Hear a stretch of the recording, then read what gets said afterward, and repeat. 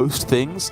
Agreed, there are a few matchups that feel very, very poor. Garrote Rogue can be a real tough one, and I think against the quicker build of handlocks now, or sorry, warlocks that are not handlocks, it can definitely suffer a little more. But against handlock, I think it's a little closer. I will say these big minions like the Libram of Hope, like the Varian Rin, even Devout Pupil, big Divine Shield minions are really difficult for Warlock to deal with. And so if JheickWeiss can turbo his way through to that powerful mid game with Aldor Attendants and Aldor Truthseekers, as he has here, then he can get himself far in the lead right from the get-go.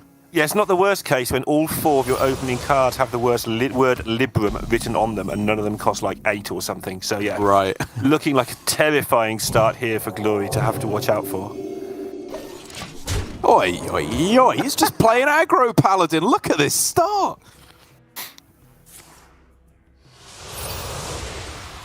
Yeah, it's going to go pretty big, pretty quick as well. And then with the Truthseeker to follow it all up at the end where he would expect to be cleared up. This could be very, very rapid indeed, right? Could be. Glory does, of course, or I think his name is Glory, does have a couple of ways to fight back against this. Obviously, the Shadow Blade, can't even remember what the final name on that card is. The Prize Plunderer for Warlock, as I shall affectionately dub it, does give you an awful lot of board clear potential, especially the turn after you go for a tour guide. And so I think for Glory, while this is a scary start, this should be more or less a triviality to clear up. At least the 7/7 that's currently on board. Apparently, this person slings their Shadow Blades. There we go. It's a Shadow Blade slinger of sorts, per se. And it's going to need to sling some Shadow Blades as well, looking at the state of this, because JheickWeiss has just built his own giant right from the starting blocks here. Yeah, a couple ways he could have gone about it. I think Drain Soul, Shadow Blade, Touch of the Nathrazim also got the job done because it still dealt 5 damage. But the use of Null here is, I think, very smart because if he'd gone for the other line, he expends a bunch of cards from his hand. And so the Null becomes very expensive. And with that, in one fell swoop, Glory has more or less reset the board now. JheickWeiss not willing to go for coin into Aldor Truthseeker. Probably a correct play. I agree with it because you would, I think here, much rather go coin Varian Rin. Right. And so it's going to be a relatively slow mid-game here for JheickWeiss, which can get dicey against Warlock. But thankfully for him, Glory has no way to punish that. He doesn't have the Gold Giant Knolls anymore, he doesn't have a Netheron, and he doesn't have Flesh Giant. So it's going to be a pretty slow mid-game here for Glory too. Yeah, turn 6 is the turn we're going to keep our eyes on the bottom there, because that's the turn where JheickWeiss may have just nothing to do, depending on his next couple of draws. Needing to keep that coin, like you've suggested, to bridge the gap between the Truthseeker coming down next turn and turn 8 happening on turn 7. So plenty of good stuff in the deck. He's ripped out nearly all of the spells from the deck already, so you'd imagine he'd get some decent stuff to play in that gap. But yeah, there are 1-drops in this deck. There's things like Noble Mount, which he doesn't particularly want. Even Bannerman might not be amazing right now, right? Because on turn 6 that would just be a little bit slow. Interesting to see. I was thinking that Glory might hold back on all his removal spells to try and copy with Tamsin. But by going for it here, maybe he's leading up into a Tamsin double Soul Rend. Would be a pretty reasonable way to clear off a lot of these mid-game sized minions before the real beefy boys start coming down later on. But even that plan for Glory looks like it's not going to be quick enough anymore, because again, Devout Pupil for 0 mana on turn 5 for JheickWeiss is just absolutely mind-boggling.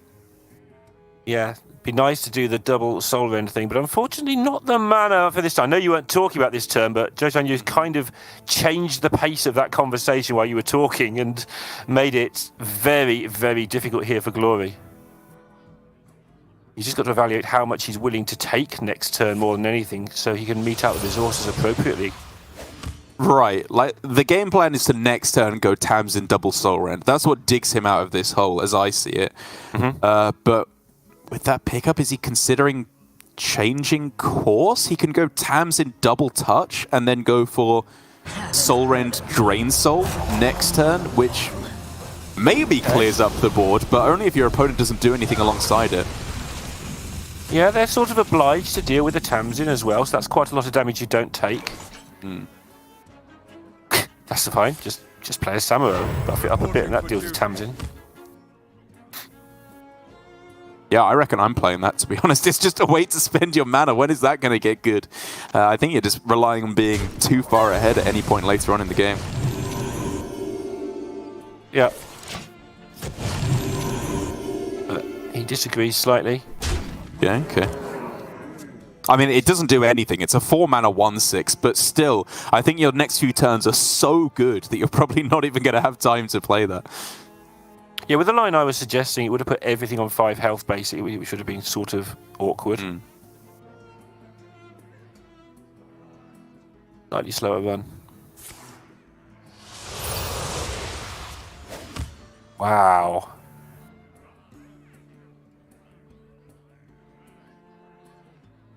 Well, this is the consequence of not doing what you were saying and holding on to the Tamsin, right? This is making things very difficult for him.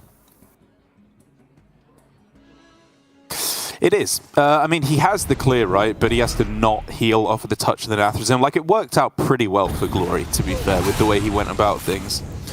Losing Flesh Giant Scavenger, though, is pretty rough. Those are the stabilization cards he was really looking for in the very near future.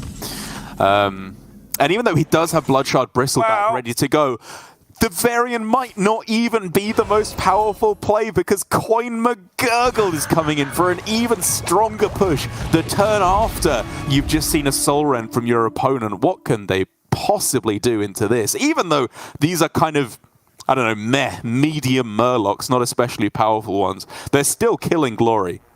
Yeah, and the only difference is whether they kill him in 1 turn or 2, or whether JheickWeiss will need just a little tiny bit of backup from the other stuff in his deck, but they are going to win this game of Hearthstone unless something spectacular occurs. And I was about to talk about the Prime as well. It's one of the few matchups where I actually like having it in my deck. It's a good enough card that you don't have to remove it, but it's quite often just a card that doesn't have any purpose later on. Here, absolutely the opposite. Infinite, difficult to deal with, and you've already put so much pressure on. So there's Slinger, Drain Soul, Soul Rend. I guess you can start Soul Rend first if you don't want to discard any cards. And then you can clear up 2 of these minions. But you're still taking a lot. Yes, you are. And running out of stuff to do about it. Glory is down to 10 cards in deck, so if he can find a stabilization window, which I'm not sure if he can, then there is the opportunity to get the health back. Yeah, he needs Baron Scavenger, right? That's the real key stabilization tool. He needs Flesh Giant as well, maybe. But the Taunt is looking like it's going to become more and more relevant because JheickWeiss is not slowing down 1 iota with these threats. Varian on this turn, he can then trade it up these Murlocs if he wants to, get the Librams back into hand over and over again. He's likely to get another Devout Pupil here to get even more pressure on this turn, further demand these answers from Glory. And the cards you're saying Glory needs to stabilize, 2 of them have been burned anyway. Exactly. So, absolutely not disastrous is probably not fair, but he's really up against it here. Yeah. It ain't looking good, I'll tell you that. They are both 5 and 1, as you can now see as well. So losing here means you probably don't make the top 16, or at least you're not in the best spot for that. Probably not, yeah.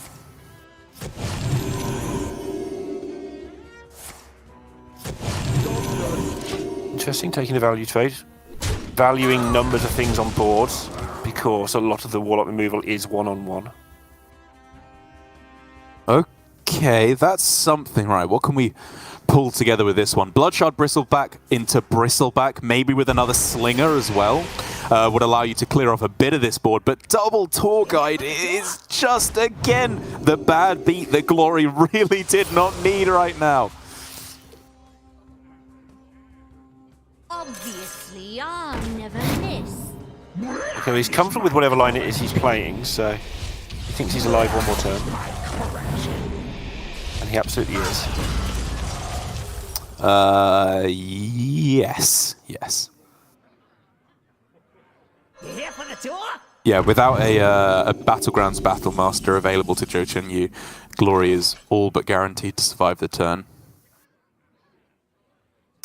Are there any buffs left here? Yes, there are. For the Samuro clearing the whole board? Right, yeah, you can trade in the Murloc if nothing else is offered forward in order to get back your Librams of Wisdom, and then you can obviously use the Blade Master Samuro to be able to clear off the entire board without offering any lifesteal. I'm not certain that that's the best play, though, to be honest. I think offering lifesteal on one of those minions is probably better, because he could just go Cariel, attack into one of the piggies, and then the Libram of Hope costs 4 because of the discount, so he could then play that as well in order to just apply even more pressure. Like, I think now that you've seen both Soul Rens, JheickWeiss just needs to ratchet everything up to the absolute maximum every single turn from here on in, and I think Libram of Hope is the best way to achieve that, in my opinion. Okay, let's see which one he decides to go with. Vote is going. Looks like he was torn, right? He sort of just picked one because he was going. I mean, it's not bad. He gets to play Cariel, he denies the lifesteal, maybe it immediately pushes a little bit more damage. I have the nagging feeling that an 8/8 Divine Shield should be in play on this turn to just lock it out. Yeah, that does make sense. That being said, how do you deal with this without your Soul Rens? Yeah, I think this wins the game too, to be fair to JheickWeiss. Both of them should be able to very, very easily lock it out. You notice that the Mercenaries community is just so much smarter than us. We're talking about Battlemaster Samurai, and they just call him Sam. Like, what have we been doing all this time, wasting all those syllables? I mean, we could learn something from the Battlegrounds squad who call it BGs. Like, there's literally Battlegrounds in Battlegrounds Battlemaster's name. It would speed it up an awful lot.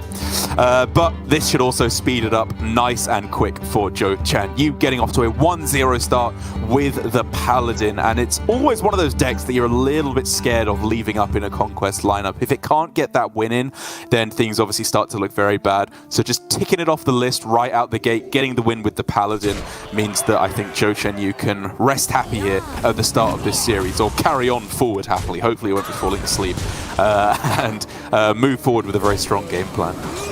Yep, 1-0. The Paladin on the other side for Glory is the more aggressive Paladin, I believe, so could be different. But APAC players and Paladins, Derek, name a least iconic duo or less iconic duo.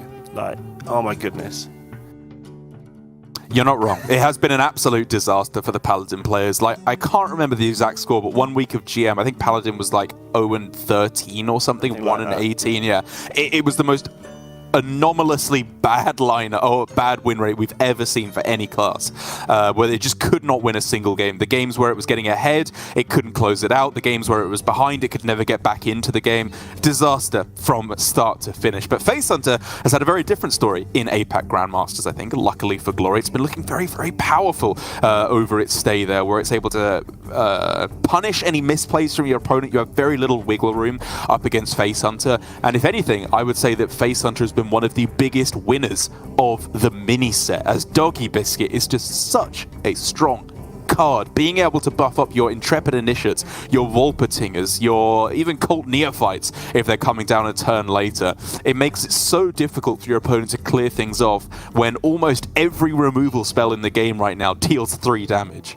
Yeah, when you glance down the deck list, it's like, oh, nothing's changed. But then you realise because the biscuit is so strong, oh, let's play some Worgen Infiltrators just for a little bit of extra unstoppable damage, a little bit extra against rogues so they can't ping it off on turn 1, for instance. And you know that a card is good enough to just slide into a deck when you start putting other cards in the deck to support it even more, rather than just wedging it in there. And yeah, I was surprised when I started playing Face Hunter after this week, after last week, just sort of catching up with them, and I'm like, oh, Doggy Biscuit, why are they playing that? No, it does everything. It's ridiculous.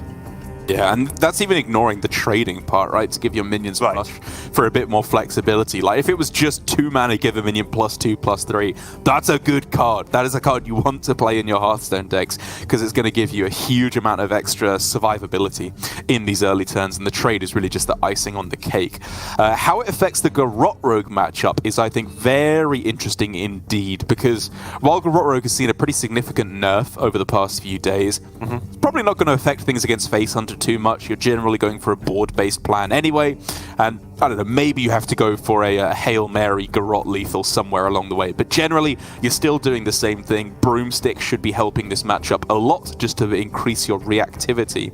But I think the main thing that is going to be helping Glory here, more so than the Doggy Biscuit coming in, is his specific list. Double True Aim Crescent is something that I can't remember where I first saw it. I think actually Ace, that we saw in the previous series, he was one of the first people that had ripped their Hunter list off Twitter. And he was running double True Aim Crescent, which I think in a rogue heavy meta is absolutely spot on, because Trampling Rhino plus True Aim Crescent is just a rogue killer. They cannot survive against that level of board control and face damage all at the same time. Right, the Hunter forces the Rogue to put their cards on the table, as it were, and just actually fight with minions, and they're just all 2 health. Well, they're not. There's a lot of 1 health as well, but the True Aim just allows that extra 4 or 5 damage so often, because you force them to put those cards on the table. Against other classes, if you want to play a 1/1, you're like, I'm just going to keep it in my hand, you know, because I might get a Rhino in it. But Rogue, if it's going to challenge the Hunter, it can't just tick through the combo. It is going to die if it doesn't try and fight for the board. And like you say, and then in comes the Rhino. Great start for Glory as well here. Pretty much the nut start against Rogue.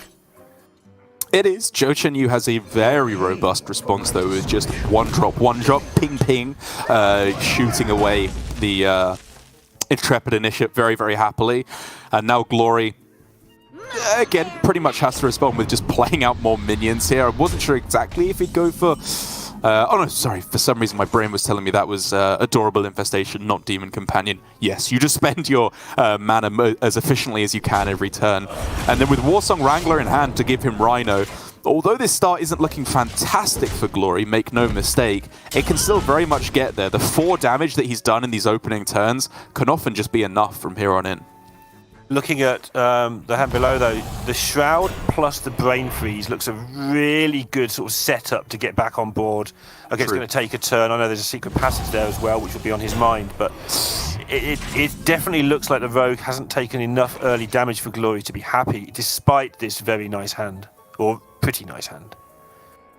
Double Shima, though, is not it. Glory just wanted nothing but face damage here, and...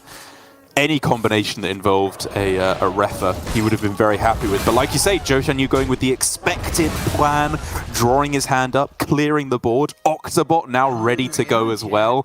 Will it, however, be able to fight back against all of this damage from Glory? He's got double buff Rhino if he wants it. All he needs now is that True Aim Crescent, and this hand is just popping. Yep, all the things you discussed in the introduction are coming to pass. It's quiet. Yep. Do you want to put minions on this board? Yes, because I want to stop you from killing me. Is it going to end well? Probably not. I guess you were always going to put at least 1 minion on board, and if you're putting 1 minion, then you may as well do 2. Because I was thinking if you could ever play around Rhino by just not playing a minion, but you had to play the Wand Thief with this hand. You really need the resources where you could get them. You just can't afford to take that damage. I wonder. Okay. Prep and intellect coming into the hand. That's nice. Always good to see.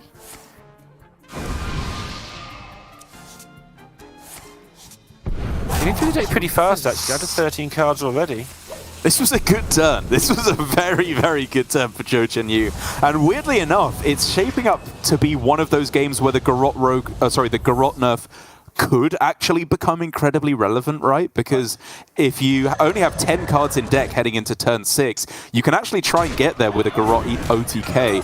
But now that it does less damage, you need the full OTK to be able to get there. And as it's currently shaping out, that may not be possible, because Glory has just got damage on damage on damage here, with double aim shot and another Warsong Wrangler as well. But there's going to be a lot of cards drawn by JheickWeiss here with this Octobot.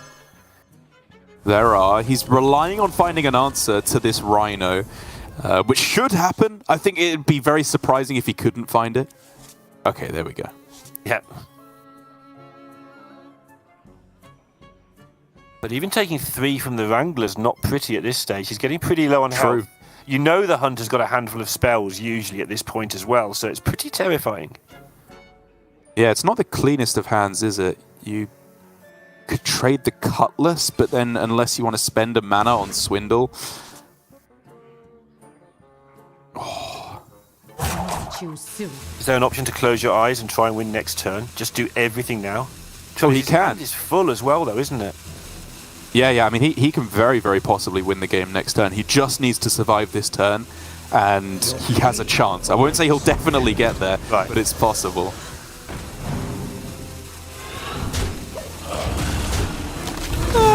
Did we like dealing the 1 extra damage there? Yeah, that was a pretty big mistake for JheickWeiss. He actually gave Glory spell damage, right? So now these aim shots are dealing 4 instead of 3. He should definitely have targeted the Rhino with that... talented Arcanist there. That's a pretty costly blunder. Could well be that already it's paid for itself and there's far more to follow. Well, far more. At least another point of damage more. Oh my goodness. Okay, so JheickWeiss has a 0 mana Octobot and a 2 mana Field Contact. He'll have 2 0 mana Garots as well. Like, he can very easily play all the Garots, draw all the Garots, and deal whatever that is, the 12 damage that means. But he needs a lot of spell damage to actually kill his opponent, and we know, he knows, he has to kill Glory on this turn, which means this is going to be a very cobbled together Rogue Lethal. It's going to be scrappy as all hell, but it looks like at the moment it might actually just get there. Oh, yeah. With the Shadow Step now, so he can draw the cards. So what's the damage? It's going to be... I haven't remembered the formula for how to do this yet since it changed. Well, if he has 1 spell damage, he goes up to... Oh, sorry, 2 spell damage. He goes up to 24. Right. Almost out of cards. That's an upgrade. Probably. Initiating overdrive. I'm out of cards. Potions, flasks, BOE, I got it all. Choose soon. And with the weapon, Cutlass. I think it's going to do it.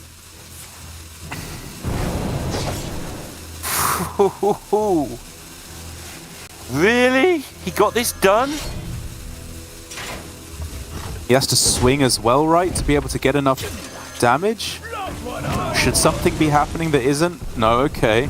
4, 16, okay, I think this just about gets there. Oh my goodness. I didn't think he was getting there, and he just set it up for him 2 turns out, and it all came from a slightly risky looking contact off the secret passage to draw the extra card from the Wand Thief. It made sense, and he got rewarded for that, but he also went to 10 cards and was willing to burn a card at one point because he had all the important stuff in hand. And yeah, a very happy young man, and rightly so, taking that down to a 2-0 lead. Working hard for it in this game, not like the first game where it was sort of handed to him by the matchup. That was an incredibly well-played endgame there by JheickWeiss. I was very, very impressed by it. It was a lot of quick decision-making, and I think at all points he ended up on the right call. He realized that only 2 spell damage was necessary, and so he didn't have to Shadow Step an Ethereal Orc Merchant, or anything else. He had enough activations to draw through his deck, so stepping the Octobot was the correct way to go, just to give himself maximum mana on all points along the turn, which was absolutely correct. And then he had exactly enough activations, exactly enough spell damage to get there. JheickWeiss, I suspect, might have done that before. It did look a little bit like he knew what he was doing, which is weird considering he's only won 1 Masters Tour this year. If he'd won 6 Masters Tours, yeah, maybe you get it, but just winning 1, maybe he'll face off against Fury Hunter in the finals. That'd be exciting times to see who can win 2 this year. Right, it's the OTK Demon Hunter. If you've got 1 deck left and it's up, you're in a great spot if it's this deck. Just the one Need for Greed, basically the deck we've known and adored for the last sort of 6-7 months. Yep. And no reason to believe that this is not the best deck in the format for me right now. I can get along with that theory, yeah. It feels like it's good against aggro, good against control, good against other combo decks as well. I think if you know what you're doing, this deck is an absolute titan of this metagame. For JheickWeiss, again, anticipating how he'll play on this, my theory, I think he'll be pretty good. Again, it feels like these style of decks lend itself quite well to his play style, as we saw with the Rogue. There was the obvious slight brain fart with how he went for the Ethereal Org Merchant on an opposing minion that didn't die to give plus spell damage. But again, you know, there was so much brain power being devoted to the important parts of that turn that even though there was a slight misstep and could have been tidied up, the heart of his game plan with these control decks felt very strong in the Masters Tour that he won in Silver Moon, and it still feels very strong now here all the way in the final Masters Tour of the year in Undercity, where still these combo quest decks are king. For JheickWeiss now, though, are we ever full keeping this hand? Let's have a look. I'm not a fan of keeping the Guild Trader myself, but maybe we do. Yeah, okay, because we get rid of it guaranteed. Okay, he's going for it. I mean, the main thing that I'm thinking here, and I suspect JheickWeiss may also be thinking, is Glide. Glide is king in this matchup, right? It just absolutely destroys Handlock because they get such big hands. It's absolutely core to their game plan in order to be able to get cheap Gold Shinels and cheaper Netheron. And so if they have 8, 9, 10 cards in hand and you hit them with a Glide, they lose so much value, they get so much further away from their threats and from fatigue lethal after Tamsin comes down, that I think even if you're keeping a couple of mediocre cards for JheickWeiss, it's so worth it when you factor in how good Glide can be. Yeah, last thing you want to do is have this great hand and then just stick an Il'gynoth in slot 3 and suddenly Glide's useless, you have to work from the right and everything just turns out to be a bit of a mess. So yeah, absolutely understood. I probably play too riskily in that spot, but I get it, it looks good, and I think we'll probably sooner rather than later see the fruits of that decision. Something that fascinates me about the combo decks is as people adjust to them, they just start throwing things out and make it harder for themselves to combo, but make the deck still more robust. Like Philosophy, we didn't really need it. It was great and all that, but we don't need Philosophy anymore. We just throw it out and we'll play more carefully and stop wasting our Moargs, and so on and so on. And that's just the thing with all of the combo decks at the moment. They're all getting tighter and tighter. Look at that Rogue now, how awkward it is to do, but it still does the job. Glory just letting rip right out the gate with the Altar of Fire, misses on the Il'gynoth, but does find himself a decent couple of outcomes, right? Getting rid of the the Moarg is a very, very nice outcome there, just to be able to interrupt potentially that win condition for JheickWeiss, because that win condition that I talk about from JheickWeiss is coming in thick and fast. Getting an extra Guild Trader there allows him to go quest completion here on turn 3, which means turn 4, if nothing else, you have Glide. But with the way it's currently shaping out, Glide might not even be the best play available to him. He can just go with another quest step and then Glide on turn 5 into Kurtrus on turn 6. Yeah, and that's the thing, right? You're not going to do it slowly. But you're not in a mega hurry to Glide. You just use it whenever you like, and that's the second Moarg. Ooh, that makes things a little bit iffy. Yeah, now we pause and think. Now Glory needs to start reevaluating, because with Guild Trader gone, both Moargs gone, the combo is doable. Yeah. Kind of. But it does a lot less damage now. Glory, if he can just stay up at a high health total, may be able to just ride this one out. I don't think there's anything that can be fetched with studies that solves the problem. I'm sure there is, but maybe there's not. It used to be Philosophy, but there's no use to if you haven't got a Moarg to copy in the first place. Yeah, I mean, the problem now becomes number of targets for the OTK, because you can just discover I-Beam, discover Chaos Leech, and just go for Guild Trader, Fell Screen Blast, I beam, Chaos Leech, hope to get there that way. But you very quickly run out of things to shoot, unless Glory has a whole bunch of Giants and Netherons on the board to be targeting. So for JheickWeiss, he needs to be incredibly careful with his resources. Now, his combo cards are vital to his chances of winning the game. He needs to be very, very greedy with them. Apologies for not being able to show the discovers. We will get that sorted out at some point, hopefully, but at least we get to see what he picks in the end. And there's no real other option, right, Derek? You're not going to hit a Warlock that's been waiting to use its removal all game with a 7/7 twice or something like that. It's just not going to happen. I would be very surprised. Like, I don't know. Maybe you can catch them off guard and they just get... it disrupts their turn if somehow they've drawn the exact wrong half of your deck, but in all likelihood, yes, you are absolutely correct. A 7/7 is not enough to ride to a victory on its own. Play Kurtrus, play Glide afterwards, close your eyes and hope they whiff. Pretty much. And hit for 7 a few times. Oi, oi, oi, and Glory here with the double Altar of Fire having already been played. He's able to go for a turn 5 Baron Scavenger against a non-aggro deck. Like, against aggro decks where you get a big Soul Render, this happens fairly often, but against OTK Demon Hunter, this is a rare sight indeed, and one that Glory is obviously very, very happy to see. These Raised Deads in hand, oh, those are going to be condensed down to a delicious jus, as you've got the Scavengers, the Giants, Gnolls ready to come as well. It's a huge amount of pressure he's got. Yeah, he's seen enough of this hand. Try again. It's so hard to even piece together a win condition. This is where the top players really put in the work, right? Where they find ways to win these sort of games from time to time. Not very often. Whereas if this was me on ladder, this would just be a hopeless game. The top players sometimes just find a way to wheedle out of it, and it is looking like Kurtrus has got to connect face. But and if this is quest completion for Glory, okay, it's not. Sorry, it's still quite a way away. I was going to say he could get down double Flesh Giant on this turn. Only one he's going to have to settle with, but going into a Kurtrus turn for your opponent, boy oh boy, is this Giant going to be a threat for JheickWeiss. And he can't even sort of throw out the Guild Trader and mess around and sort of get rid of the Giant, because then he's out of spell damage as well. So just has to take it and hope he doesn't die next turn.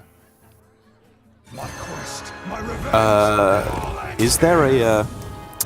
There is one Battlegrounds Battlemaster. I think it's actually been burned for Glory, though, off of the Altar of Fire, so I don't think he'd be able to go for a burst OTK, which, of course, incentivizes JheickWeiss to go for a much riskier game plan here.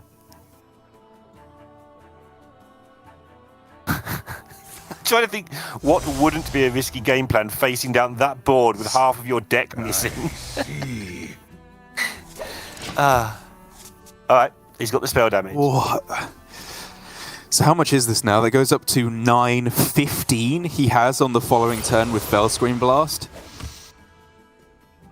I don't know, maybe if JheickWeiss just ignores the Kurtrus, then that would be enough, but I don't see that happening. And even then, actually, with the Taunt, I think it wouldn't quite be enough to chew through it anyway. And so Glory, obviously, doing things as they are supposed to be done, clearing off any threatening minions, pushing all of his damage face straight afterwards and saying, right, JheickWeiss, you've got one turn, one final opportunity to swing this one back. Wow. It's not there, but I-beams the sort of card he required right now. He only turned 7. Yeah, it's just over. You can go double Tusk Piercer to redraw your... Can't even attack. Peddler? Yeah. Okay. Right, yeah, but he just throws it down. I understand. It was over. There was basically no win condition left. Even if he could clear the board, I don't think he'd be able to ever actually take the victory in that game. So Glory gets his name on the board here. He is 2 2-1 down still, but he's got to win with that Warlock, and he can now keep moving along with the hopes of hard targeting this OTK Demon Hunter, with Paladin and Hunter yet to remain. And as you were saying just a little bit ago, you feel like Paladin, one of his best matchups is against OTK DH. Yeah, absolutely. I really do think that, even though it's not necessarily borne out in the stats, my personal opinion is that it just puts on the pressure too hard. You haven't got that much removal that you can spare in the Demon Hunter, and the Demon Hunter doesn't really rush along as quickly as it used to. It's very tightly built now to basically combo your opponent with some sporadic removal along the way, which is where the Hunter matchup is a bit different. That sporadic removal does a lot of health saving. It does, yeah. The Hunter does have a little bit of a harder time of it. I don't think it's a horrendous matchup anymore for the Face Hunter. It's not. Again, I think it's one of those matchups where Rhino and Bow become very, very powerful. It works a bit differently than against Rogue, where against Rogue you just want to play your Rhino and attack on curve, just kill off their minions along with the Bow.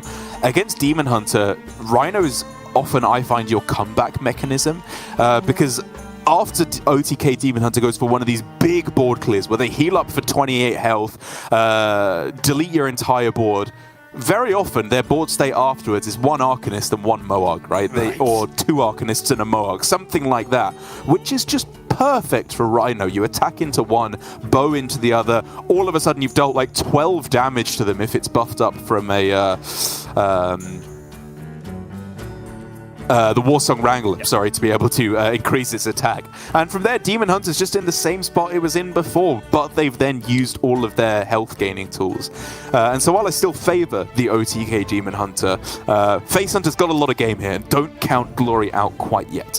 Yeah, I perpetually struggle with this, but I know it is fact that Hunter has a lot of game here. I'm still, the dinosaur that I am, it's like, oh no, this is 90. I know it's like 52-48 these days. The stats say that, people tell me that, good players say that. I just can't get it out of my head that this just beats Hunter. But the amount of removal is what has changed, right, in the Demon Hunter. It no longer has all the easy throwaway removal that it used to have. It just has a bit, and the combo takes longer to set up, especially the quest version, which is obviously all the versions now. I'm not claiming there's a non-quest version out there you're all missing or anything like that, don't worry.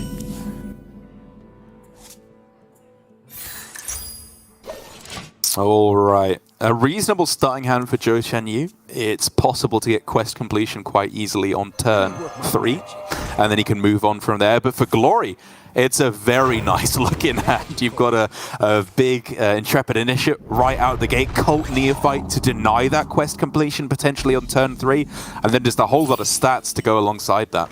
Yeah, the Neophyte's absolutely massive here for me. He might want something else to do next turn because the Cub and the Demon Companion's not particularly exciting, but it's still a decent amount of damage with a Neophyte resting in the hand. Turn 3 with a tracking and a Neophyte might be okay. I think I do still prefer the Neophyte. It stops your opponent from going for acrobatics to complete the quest. They can't go trade plus Spectral Sight to complete the quest as well. It just makes their life an awful lot harder and makes it a little bit less likely that they have quest completion on curve. Yeah, my reasoning would be to fight harder over the second part of the quest rather than the first part, I guess. Okay. But I'm happy to be wrong there. That's just how I feel about it. It's just sort of just concede the first part of the quest because it's quite easy for them. But JheickWeiss hesitating here. He was considering just I-Beam on its own, but now he's obviously considering if Tempo Moarg is worth it to wrestle things back. Tough. Would challenge the board nicely. Heal for an extra couple as well. I think it's a no. I think you hold back the Moarg. I appreciate that he has Glide, and Moarg isn't exactly what you want to draw post-Glide, but there's a really good chance that he can find himself either Immolation Aura or Fellscream Blast to go alongside it in the meantime, and so Tusk Piercer plus I-Beam I think is a little bit more valuable than getting out the Tempo Moarg. Wow. Yeah. I think the vicious circle he got caught in there is if I I-beam, glides on the left, I'm giving the hunter cards. So how do I give myself more cards? Well, if I play the Moarg, not only does it have the advantage we talk about, but then my glide becomes powerful for me as well as the hunter. And then you start thinking, is there any way I can not I-beam? And you sort of look at it all and you go, nope, that doesn't really work. That doesn't add up. And I think that's how he reached the conclusion in the end, is just going, okay, well, I'm kind of forced into this. Let's not make my glide a little more powerful.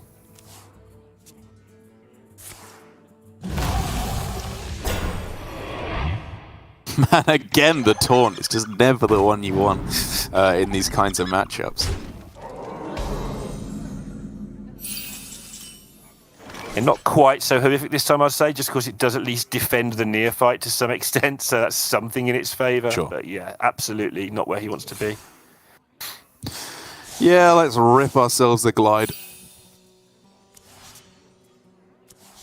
One of the good things, one of the very few silver linings, not good things, about gliding a hunter is you tend to get rid of, we've seen it here, but you do tend to get rid of their bigger stuff and give them a handful of more easily dealt with things when you do glide, because the 5 and 4 drops haven't been played because you've only got 3 mana. There is a good chance of getting rid of some of those bigger stuff, which is what happened here. Obviously, that's not guaranteed.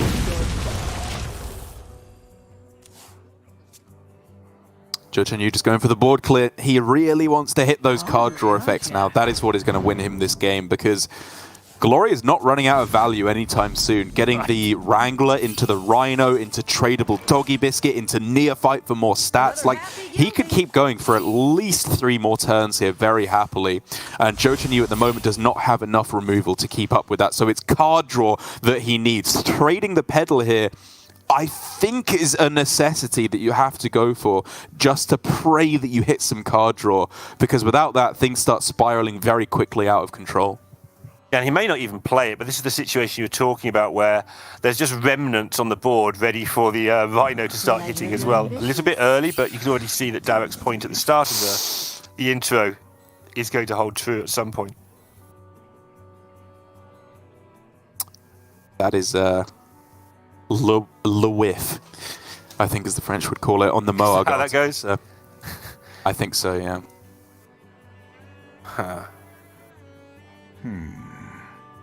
Time grows short. Got to take some damage next turn, right? You can't mess around. You just pass now. I mean, you can go bump Immolation Aura to clear it off, which allows you to go Immo plus I-Beam. Next turn, with the Moarg, you'd have to go as well if you want to be able to clear off the Rhino. But reasonably enough, just going with the bump in here. It means that if Rhino wants to come down, it has nothing to attack into as well.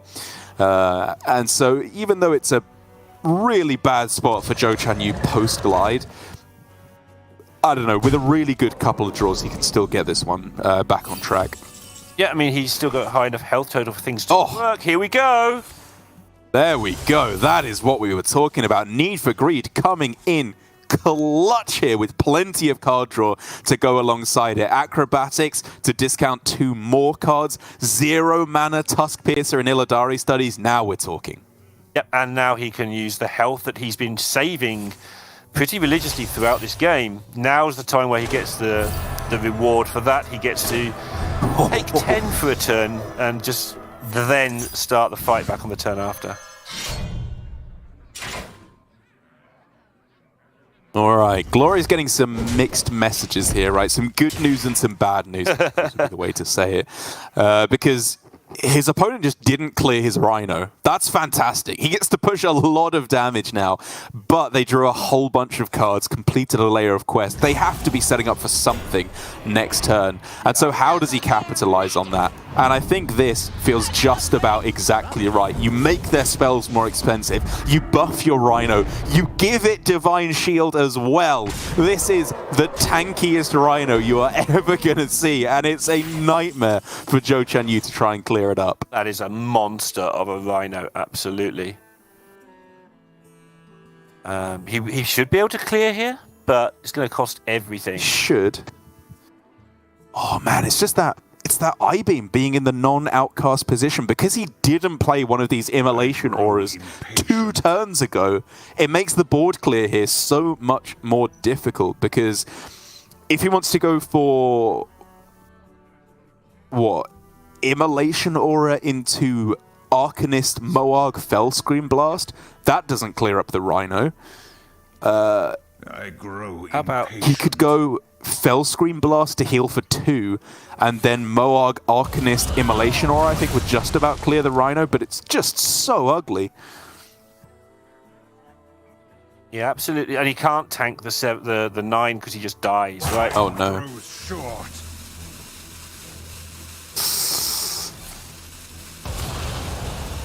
And then Arcanist I-Beam. Man, was this expensive. Yeah. He's just got to hope that Glory's... I mean, he knows about the Cub, so he's just got to hope the aimed shot is something other than an aimed shot, but it is an aimed shot. Mohawk Fellscream Blast to stay alive one more turn?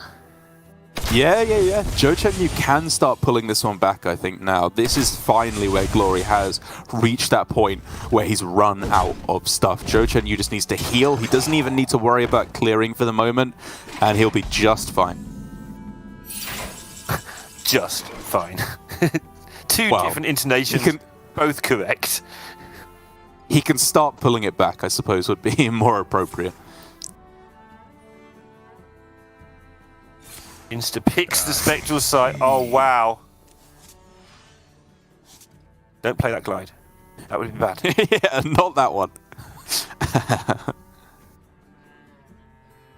Counting his mana, I think, here. Double jump. Is there like an I-Beam or a Spectral left, maybe?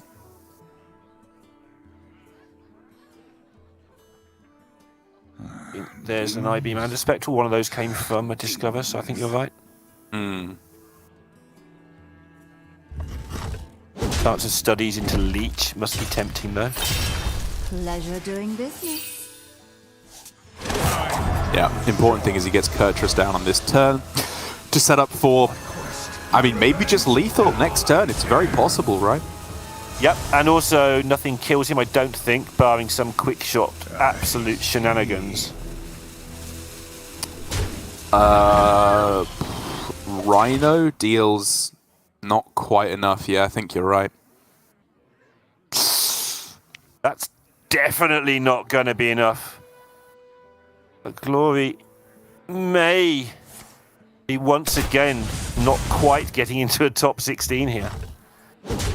I think you're right. I think the Demon Hunter's finally done what it does best. He just needs a guild trader, I think, to be able to get lethal here. Talented Arcanist should also be able to do it, because with Il'gynoth, Arcanist, Moarg, Fellscream Blast, that's 18. That's what he needs. He needs exactly 18. Which is exactly what he needs.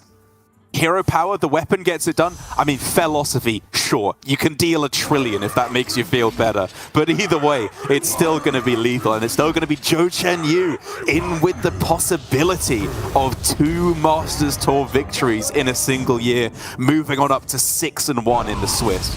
Yep, and just a reminder that Fury Hunter, the other most recent winner of the Masters Tours, the only person who's won one since jiuqianyu, is also at 6-0 going into this round.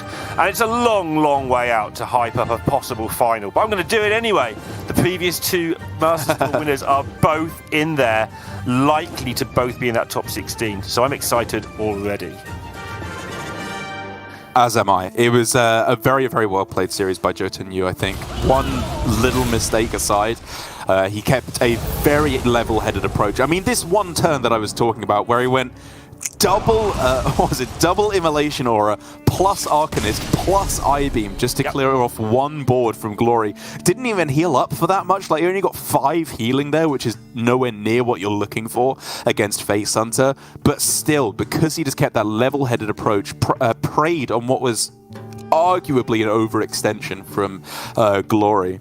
And from there, was able to get the job done. Taking down these aggro decks from Glory with a very strong combo-ish, anti-aggro-ish lineup, as he has with the Paladin, the Warlock, the Rogue, and the Demon Hunter. And for me, JheickWeiss is looking as good a chance as any of going through to winning this Masters Tour. He's proved he can done it once. He can get those nerves in check and put forward some very, very strong Hearthstone, which is what he did in this series.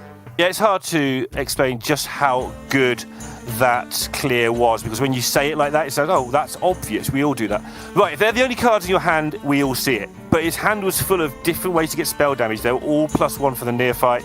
They all had, he had several options that were slight overkills, and he found the exact sort of least wasteful manner, which still was wasteful. That's why it's so good. Like, this is the least wasteful of all my wasteful options. Great play from him, and looking forward to seeing potentially in the top 16. But that was pretty quick. So as always, we're going to go to some other games in progress during round number 7 and see who else is heading for that top 16.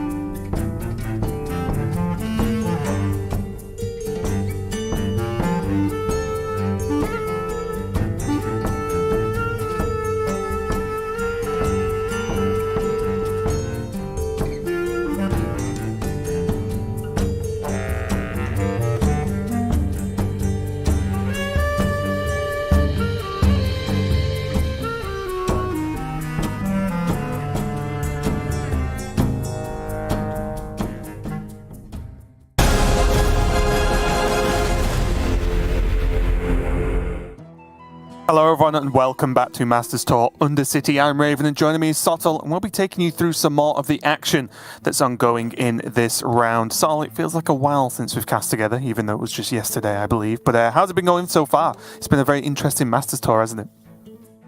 It has been. It's been interesting to follow along. Really enjoyed the matches I've got to cast firsthand, but also just sitting back and watching. It's been pretty interesting matches throughout. Lorinda, as he mentioned quite succinctly earlier, we do have a couple of repeat champions in contention. We also have a couple of players locking up Grandmaster's promotion going into 2022, and plenty more players just underneath that vying for the chance to add their name to that illustrious list. Yeah, well, so far we are going to jump into this series, Insane versus JheickWeiss, and we're going to see how this one pans out. Both players seemingly at 1-1 right now, so we will be diving into that game number 3. But again, just looking at these lineups, very, very similar overall, but that mage instead of the hunter here as well. So let's just have a quick look. Insane's mage is the Mozaki mage, which is actually going to be the first Mozaki mage I will get to cast if it's still in the lineup. We'll have to see. I'm not exactly sure who has won with what so far. It is. Okay, fingers crossed. And it's going to be a rogue win on JheickWeiss' side. So he has that Demon Hunter, which is the OTK, and then he has Face Hunter, which I think is to be expected when you see a little hunter mark there.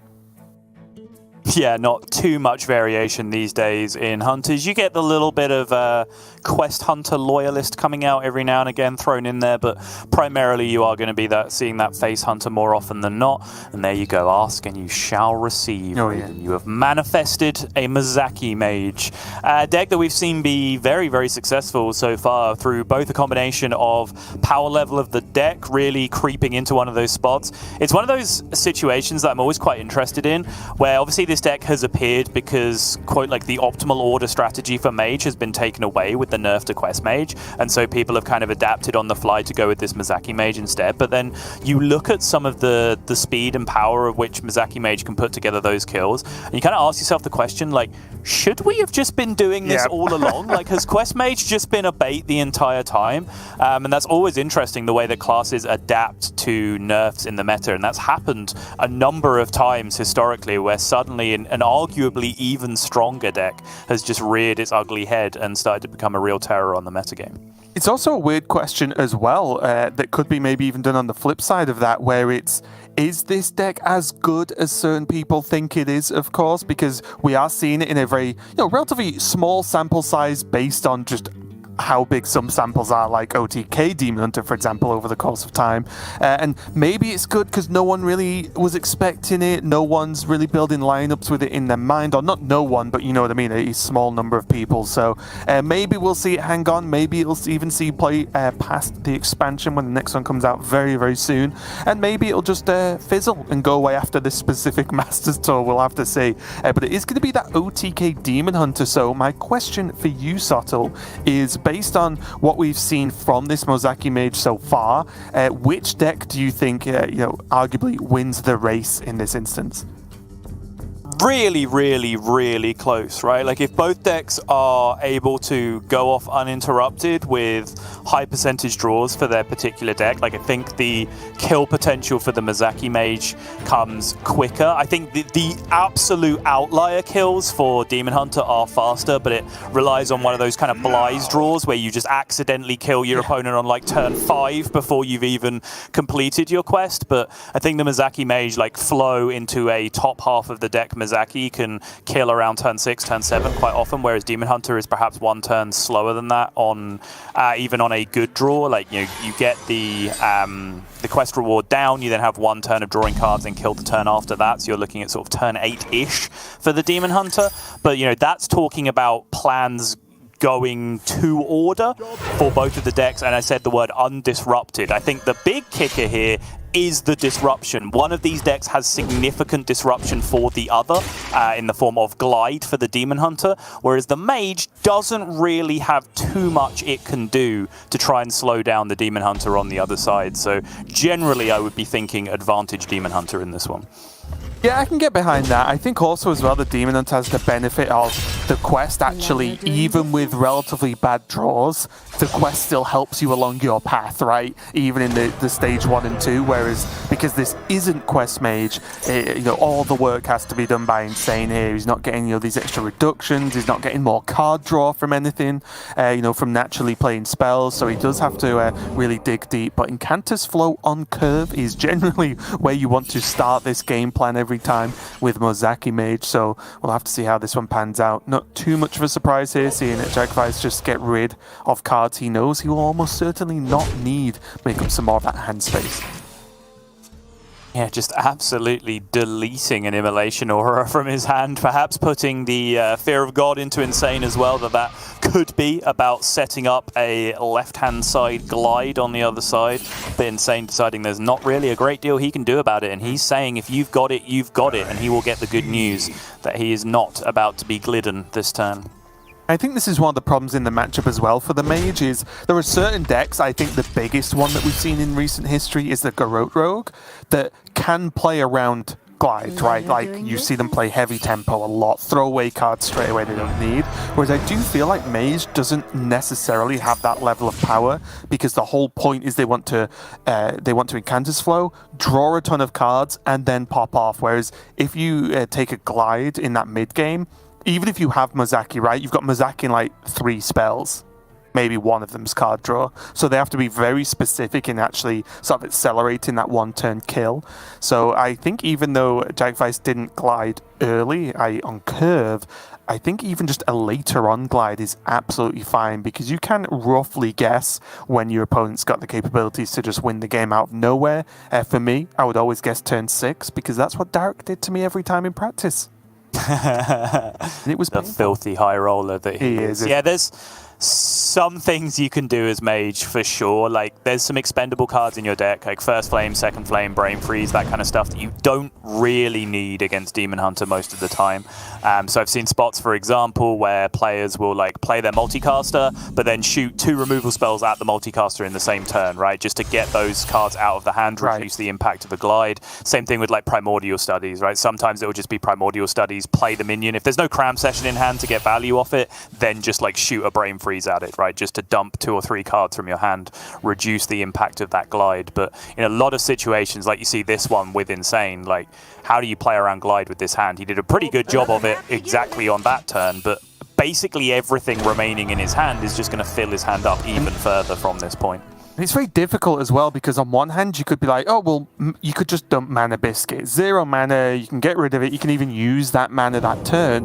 But cards like Mana Biscuit are one of the cards in the deck that is integral to actually making Mozaki do silly things, right? Because it is a 0 mana spell that then buffs the spell damage and, of course, gains you that extra mana. So really, really difficult to do here. Of course, there's already a Kurtrus in hand on one side of the board as well, some reduced combo pieces, so we might be looking at a bit of a Bly's game. Yeah, it's not quite a Bly's game. Like, Bly's would have just lethaled them this time. He doesn't have to worry about minor things like Kurtrus.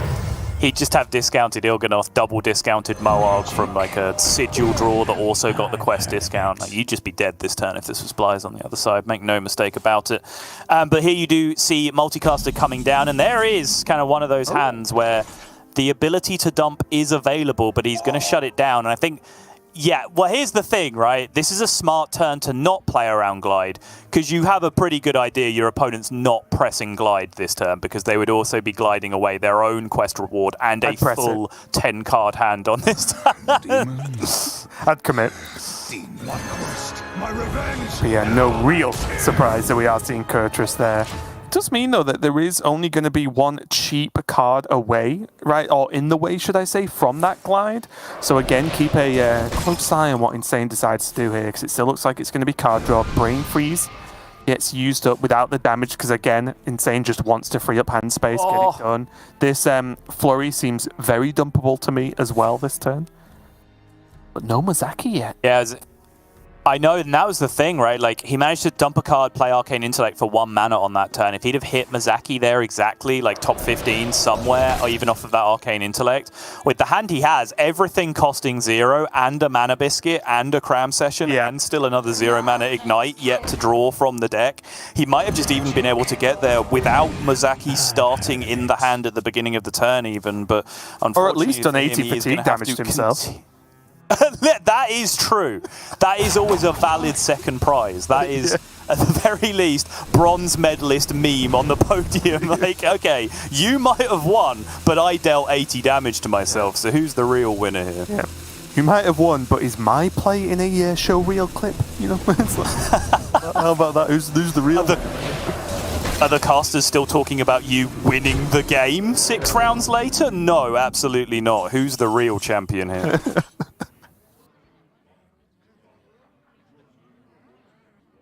Okay, big questions here. The opportunity to glide is there. It would cost him a Fell Scream. But do you... It's so tricky because however much glide looks bad for Insane, it's also weirdly bad for JheickWeiss, right? Because he has so many good pieces of the combo already in his hand. He only really needs Il'gynoth, but he is going to do it and say, you know what? All of this gets reduced anyway. He's going to draw enough to get it cooking. Spectral Sight on the far left is perfect.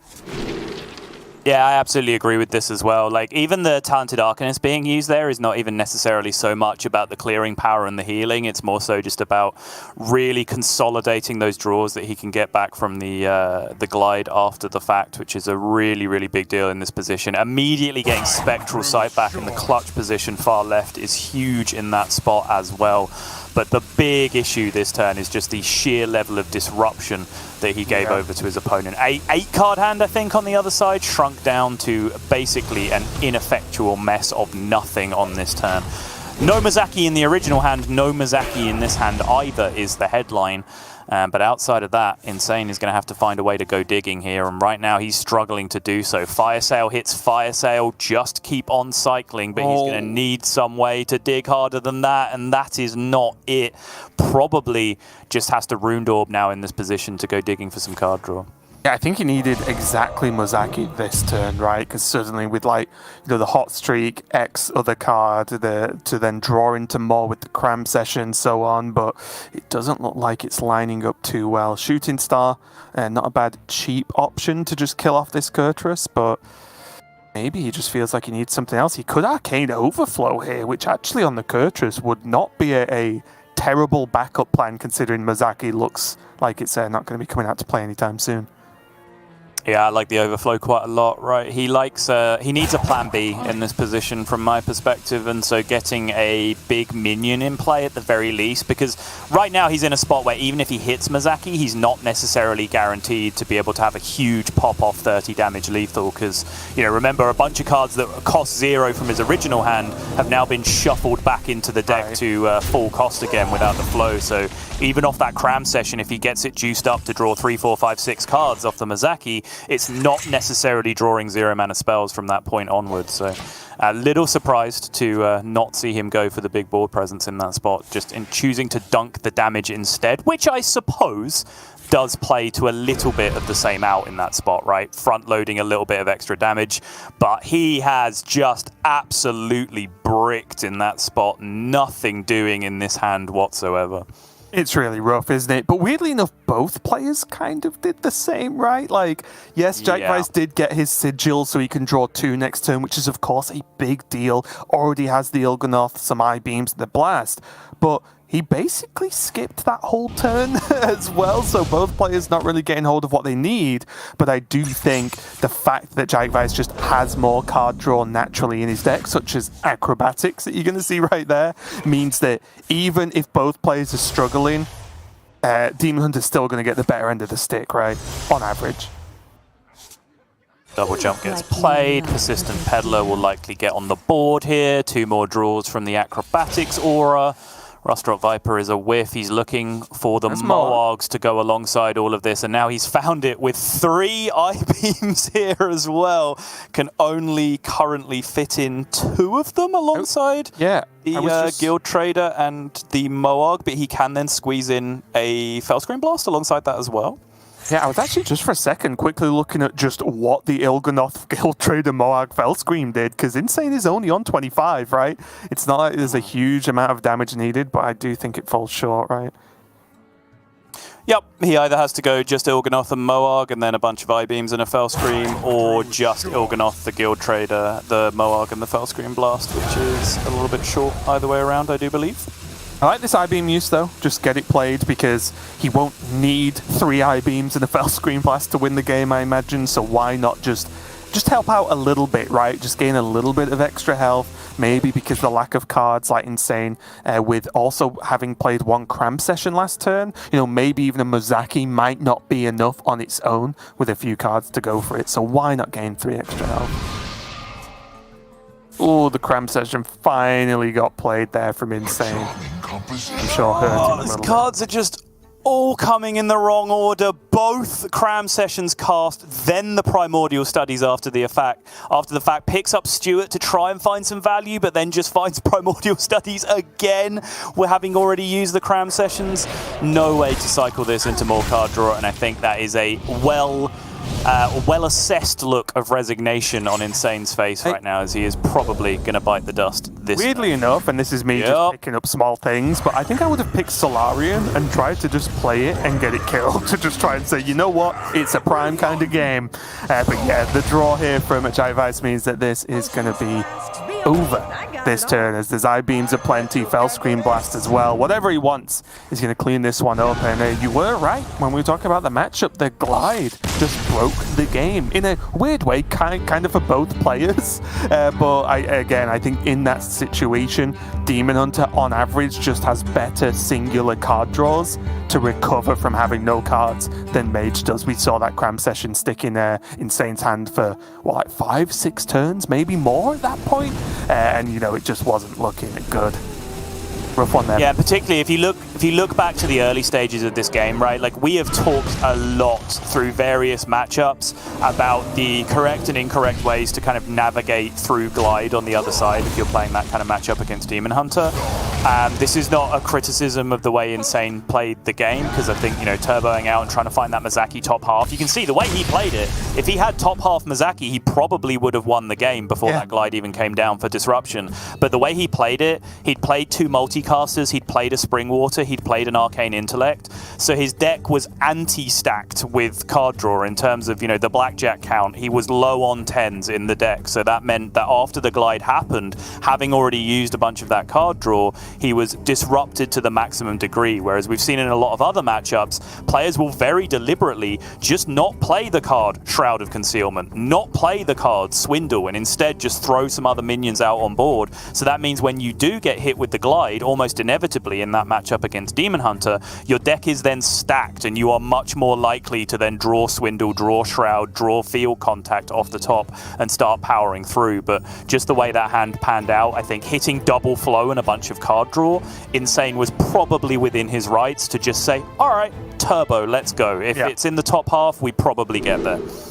Though, moving into the next game, JheickWeiss is going to be on Face Hunter, and strangely enough, old school Face Hunter at this point, I'm going to call it, with the Felmors. There wasn't a biscuit in sight as far as I could see, Sottle, which does disappoint me just a little bit, as I really like the card.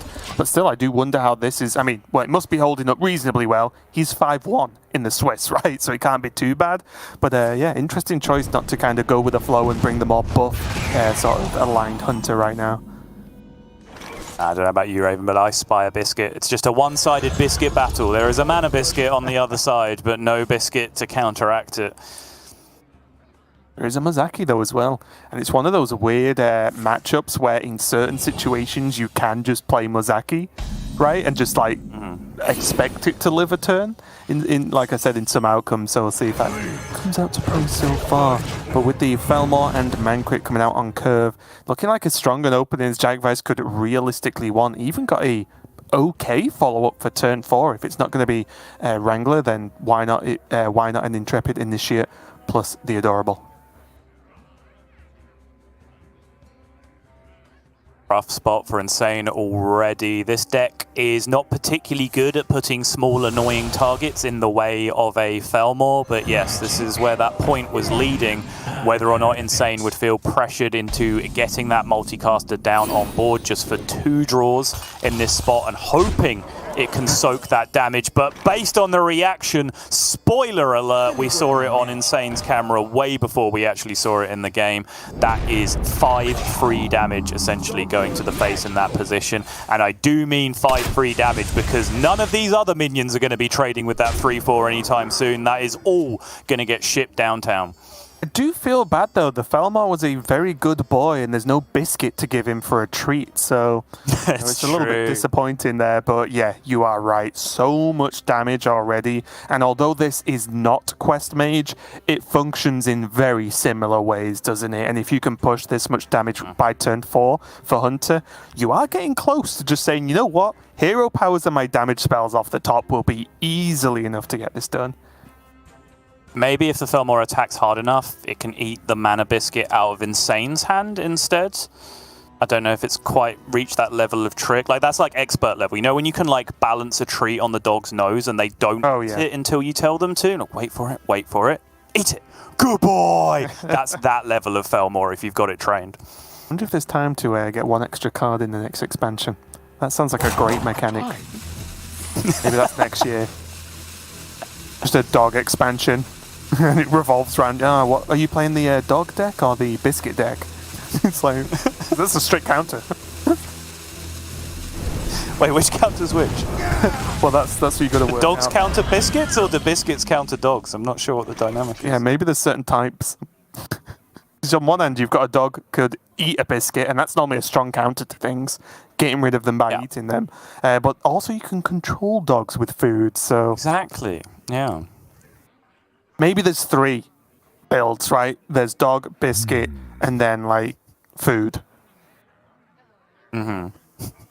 So the one that, like, Caster, controls... protector, fighter. No, I'll never catch up. Wait a minute, I've got a great idea for a game mode. Dog, biscuit, food. Hungry, aren't ya? So far, though, so much damage coming in for JheickWeiss here. Going for the Walpertinger makes perfect sense, right? In a matchup like this, you can't really expect Rhino to actually have anything to swing into on board. Insane is almost certainly going to trade this 3-3 away. But what else is he going to do? No flurry, no other freeze effects, no other removal, actually, the more I look at this hand. This is just nothing. Yeah, no fire sale, nothing that can really interact favorably with this board state. So Insane is going to have to give up one of his prized possessions here, which is that Mana Biscuit. That's kind of his scam potential right now to try and win the game, especially with an Incanter's Flow just cast. But he needs to go digging, and it looks like he is going to bet this on hitting a Flurry at the very least off the top here to give him the chances that he needs. But if he does not hit Flurry, his Goose is most likely cooked in this scenario. And that is no flurry for Insane. That is just now far too much damage represented on the other side of the board. This one is looking over, and yes, Insane agrees. Yeah, and I can't even argue, right? I'm normally one who's like, oh, but what if you get this out? But there, no chance. So much just minion damage. Never mind any of the cards that were in the Hunter's hands at all. So much damage was put forward there. And, back-to-back games there where Insane struggled on Mage. And I'm not saying he struggled to play the deck, but the deck was not being very nice to him at that point. So, really good win there, though, for JheickWeiss. It does mean he will be going up into a 6-1 spot in Swiss. So, very, very strong. But again, we do seem to always be featuring Insane in Masters Tours, and I don't think that's going to change anytime soon anyway. Still having great results overall, but yeah, just a bit of a brutal couple of games there we got to cover, honestly, Sol.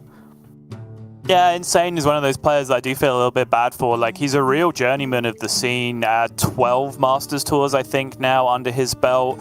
Pushing 60% win rate. Very, very strong player. Has been around the scene even back in the old days of seasonal qualifiers, seasonal championships. He was around in that scene as well. He was a player that we would feature quite heavily with a lot of prominence in those spots as well. Just one of those players that just hasn't been able to put those wins together at the right times to really break through and have those massive performances. And sometimes it does feel like that is just the way, because we dipped into that series and it really did not feel like there was too much he could have been doing to change the flow of those matchups.